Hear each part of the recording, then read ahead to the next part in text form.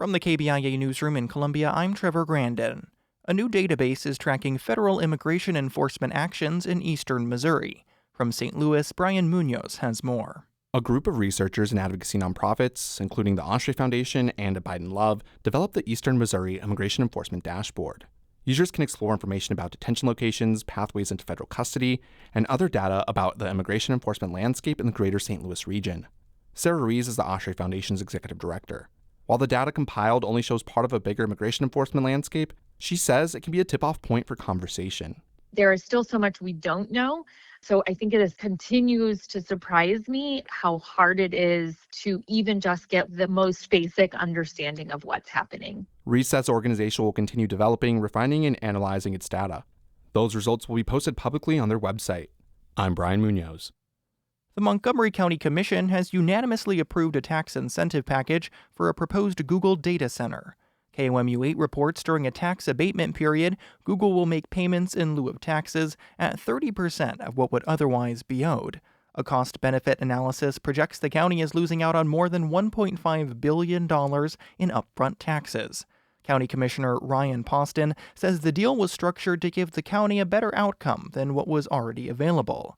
And I know there's a bunch of hype about data centers now, but I got a buddy that tells me that it's going to be the savior of rural America. This comes amid ongoing concerns about the negative effects of multiple data center projects in the county, including worries about noise pollution and resource consumption. The Mexico, Missouri City Council has authorized the purchase of police officer body cameras, with hopes to launch them in the next month. The department says that even though body cams have been standard for many departments for the last decade, Mexico has waited to use them. The cost of the cameras was just over $17,000, and Mexico built that funding into this year's budget.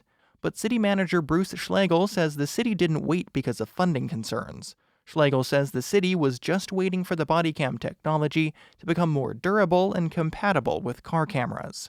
Well, we have reviewed this and considered this a number of years, and we finally have just come to the conclusion that we're finally there and it's time to do it. Schlegel says that as of Wednesday, 8 body cameras have been purchased.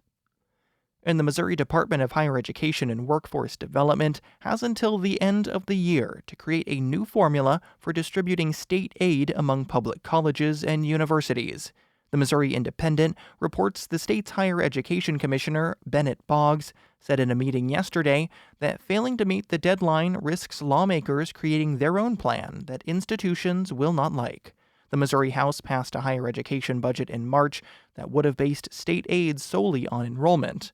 The proposal was rejected by the Senate as it would have cut funding for Truman State University in Kirksville and made massive reductions to the state's historically black colleges and universities.